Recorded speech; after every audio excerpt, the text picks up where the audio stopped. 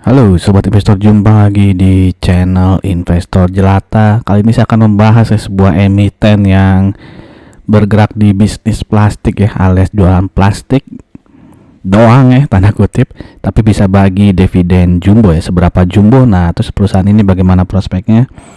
Nanti kita bahas dengan di video ini ya. Lalu kita bandingkan juga dengan saham-saham yang bergerak di bidang yang sama ya, di plastik berarti ya. Sebelum kita mulai, saya ingin menginformasikan beberapa video yang mungkin teman-teman tertarik untuk menontonnya ya. Terutama di sini ya, emiten CPO yang kenaikan laba kuartal satunya itu yang paling besar ya di antara emiten-emiten CPO lainnya. Nah, ini saya bahas di video ini. Jika teman-teman berminat, nanti linknya saya taruh di pojok kanan atas. Untuk video-video yang lain, teman-teman bisa cari linknya di kolom deskripsi. Kalau nggak ada, bisa langsung saja search keyword sesuai nama emiten masing-masing. Oke, emiten yang saya bahas adalah Pancabudi Idaman ya, alias PBID ya, kode tikernya, di mana perusahaan ini udah cukup lama berdiri, sejak tahun 79 didirikan oleh Bapak Joni Taslim ya. Jadi dia jualan plastik packaging maupun biji plastiknya ya, tapi paling besar sih jualan plastik yang udah bentuk untuk mengemas ya. Jadi itu plastiknya ada PP ya, polipropilen, lalu high density propylethylene dan sebagainya ya. Oke, jadi ini tahun 75 ya didirikan, lalu tahun 90 dia menjadi PT ya. Lalu melakukan akuisisi pabrik guna. Nah, mau mengakuisisi pabrik di tahun 97 ya, sebelum pandemi lagi. Sebelum Krismon ya. Lalu tahun 2000 sudah tersertifikasi ISO 9001. Lalu di tahun 2012 ya menjadi kemasan plastik pertama yang menerima sertifikat halal dari MUI. Oh, jadi dia yang pertama nih ya. Lalu ada di sini meraih Muri Award, merek kemasan plastik pertama dengan iklan televisi. Wah, dapat Muri untuk masang iklan televisi pertama ya untuk produk plastik gitu ya. Nah, ini merek plastik yang cukup terkenal ya, yaitu Tomat dan Wayang ya, dianugerahi Platinum Best Brand Award tahun 2016.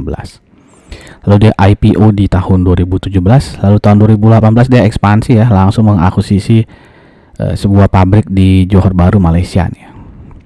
Dan juga membeli lahan di Pemalang untuk membangun pabrik baru. Jadi dia mungkin dana IPO-nya itu dipakai untuk ekspansi ya. Oke, lalu kita langsung aja ke 2020 ya.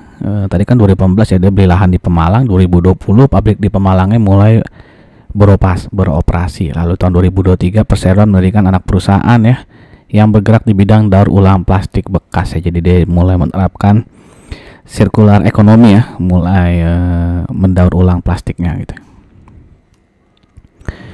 Oke, ini data dari tahun 2021 sampai dengan 2023 ya, di mana kapasitas terpasang itu sampai 13,8 juta ya kilogram ya, di mana dari tahun 2021 sampai 2023 tidak ada penambahan kapasitas terpasang ya, karena memang masih cukup. Lalu kapasitas produksinya bisa lihat sini meningkat ya, dari 5,7 juta, 8,9, lalu naik lagi menjadi 9,3 juta.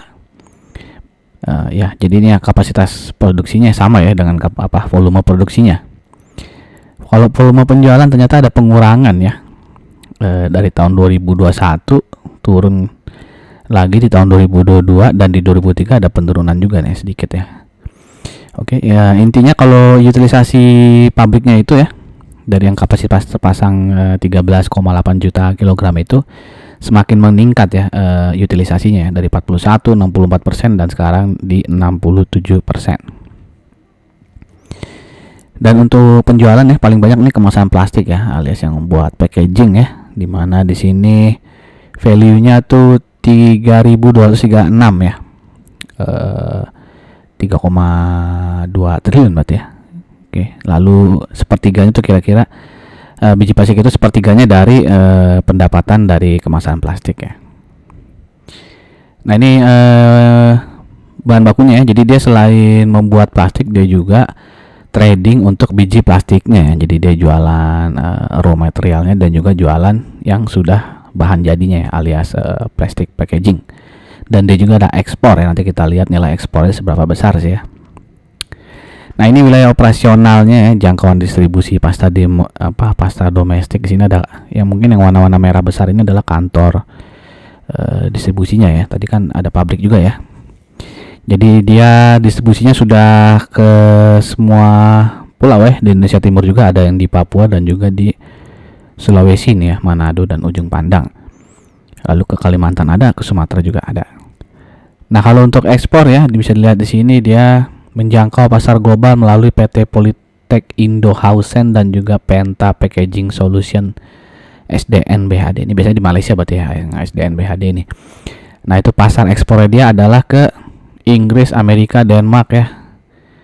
Australia nya mana nih ya? Kok Australia nggak ada ya?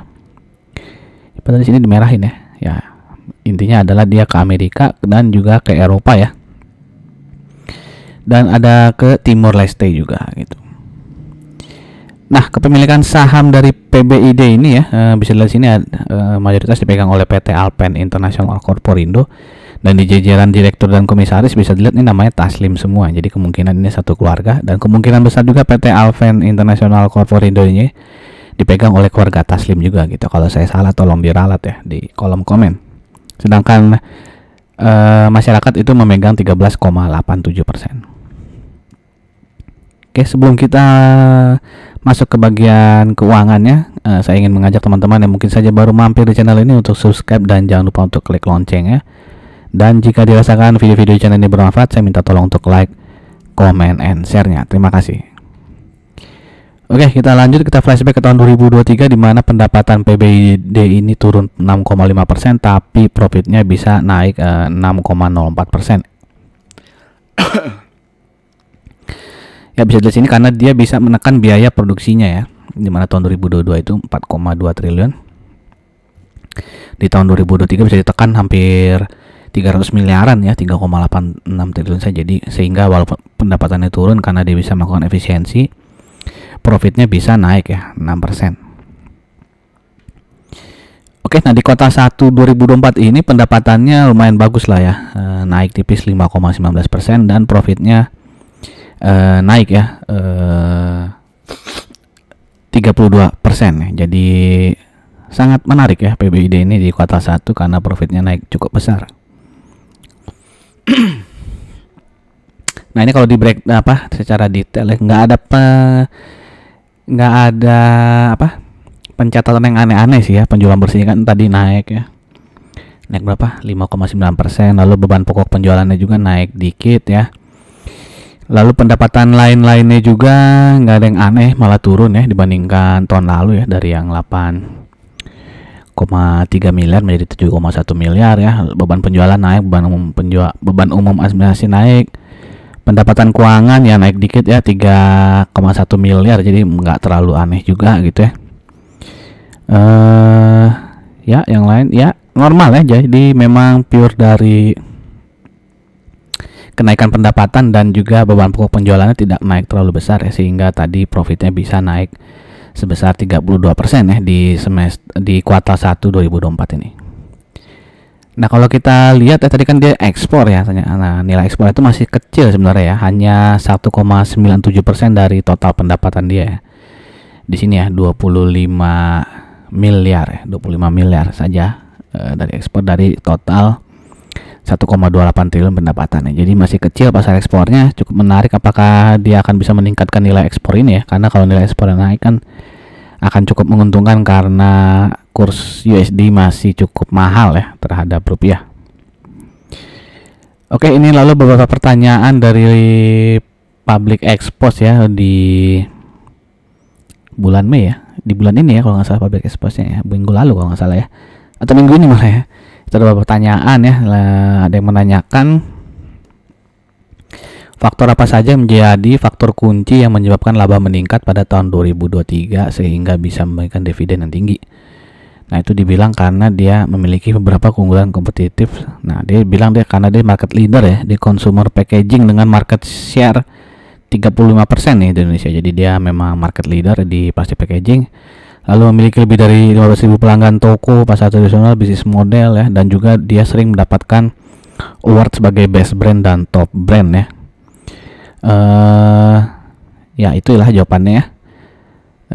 Lalu untuk tahun 2024 mereka optimis lah bisa meningkatkan labanya kalau nggak salah Bapak ya 10% ya target mereka ya di tahun 2024. Lalu di sini ada pertanyaan selanjutnya, saya melihat pendapatan tahun 2023 itu lebih kecil dari tahun 2022 ya, sedangkan perusahaan mencanangkan ekspansi ke bagian timur Jawa Timur dan Indonesia bagian timur. Kalau diekspansi kan nambah, itu kan harusnya pendapatannya bertambah bukan berkurang gitu ya. Nah itu pertanyaannya.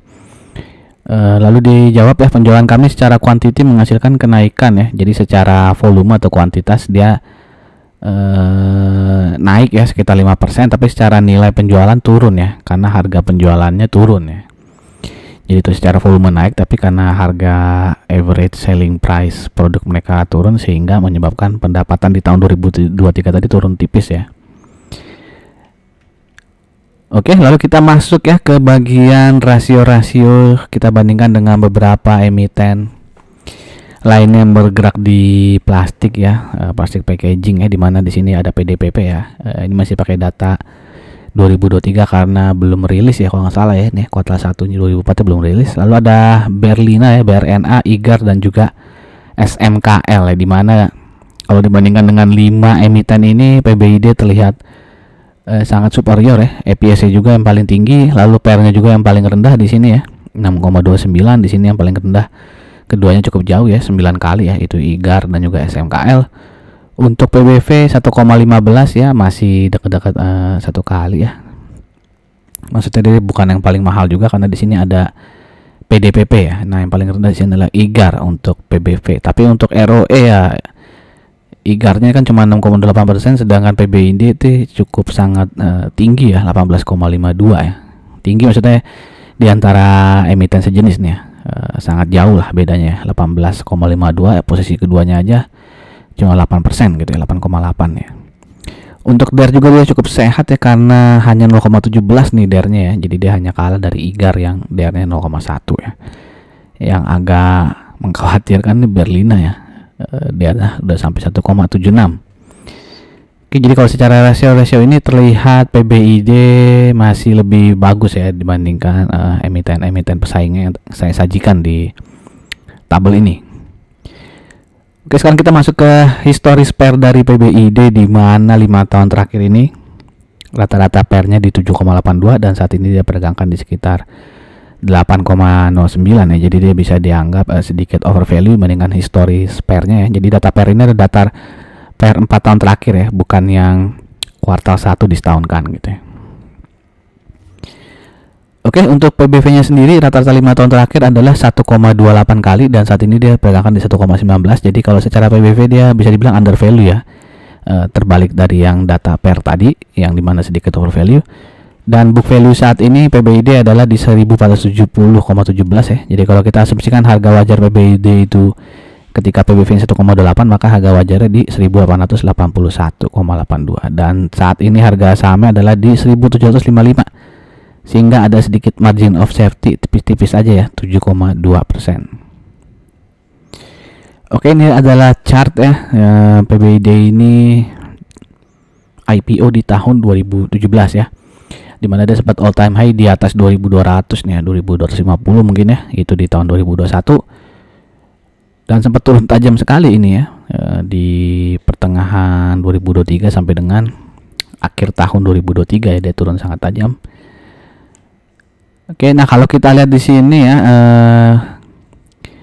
sejak awal tahun dia sudah naik cukup tinggi ya, dari 1300 sekarang udah 1700-an ya.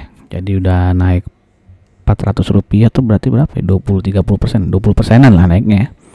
Dan saat ini supportnya adalah di 1620 sampai dengan 1650 ya. Nah sebelum itu ada gap 1765 ya, yang sudah ketutup ya berarti ya di minggu ini. Lalu ada resisten berikutnya di 1780 ya. Dan resisten selanjutnya adalah di 1830. Jadi resisten 1780 itu sempat kesentuh ya, kesundul-sundul, tapi belum pernah closing di atas resisten 1780. Jadi dia masih jadi resisten ya, 1780. Jadi ya teman-teman ingin masuk ya, saran saya sih ya tunggu benar-benar break dari 1780 ya, karena resikonya tuh lebih besar ya kalau entry di 1755 karena dia bisa turun ke 1620 ya. Rewardnya cuman sampai ke 1780 ya.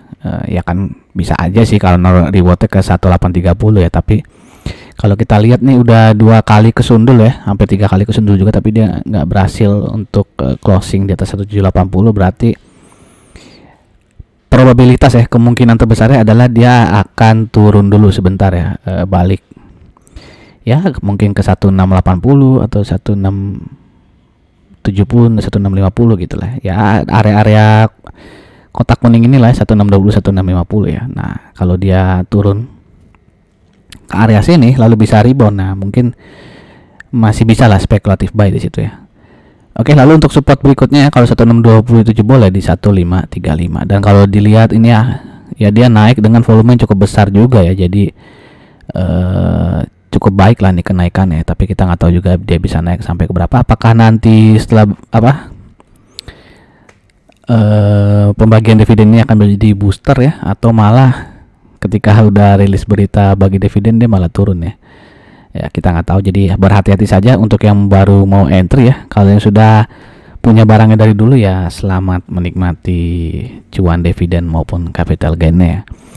Dan sekedar informasi dia akan ini ya, stock split ya kalau nggak salah 1:4 ya di akhir Mei sih kayaknya, kalau nggak salah 30 atau 31 Mei gitu ya. Nah untuk secara EMA ya jelas ya dia baik secara long term maupun short term ada di keadaan uptrend ya. Nah sekarang kita masuk ke bagian dividen historisnya ya. PBID ini sejak IPO ya. Nah ini salah satu saham IPO yang bagus berarti ya. Sejak listing dia selalu bagikan dividen ya, bahkan ketika pandemi pun dia bagi dividen ya, dengan dividen payout ratio di sekitaran 30% sampai dengan 50%-an ya. Oke, dan di tahun ini dia akan bagi dividen payout ratio paling besar nih ya, sepanjang dia berdiri nih 80% ya. Baru kali ini dia bagi dividen payout ratio 80% dan nominal dividennya adalah Rp160 ya. Jadi kalau kita bagi dengan harga penutupan di hari Jumat kemarin 1755, potensi dividennya sangat besar ya. 9,11 ya persen, alias 2 kalinya saham 2 kalinya bunga deposito bank umum. Jadi secara potensi dividen sangat menarik ya. Dan kuartal satunya juga tadi dia laba bersihnya naik 32% ya. Jadi sentimen positifnya lebih banyak ya daripada sentimen negatifnya nih untuk saham ini ya. Jadi silakan teman-teman pikirkan lagi apakah PBID ini cocok untuk dikoleksi ya, atau dikoleksinya nanti aja ya setelah dia bagi dividen harganya turun baru masuk ya, dengan berharap performance PBID di tahun 2024 juga lebih bagus daripada 2023, sehingga kita berharap nanti tahun depan dividennya lebih besar lagi gitu ya. Silakan teman-teman atur strategi teman-teman. Sekali lagi disclaimer on dari saya, tidak ada ajakan untuk membeli maupun menjual. Dan sekali lagi jika dirasakan video di channel ini bermanfaat, saya minta tolong untuk like, comment, and share-nya. Terima kasih, sampai jumpa lagi di video-video berikutnya. Salam jelata.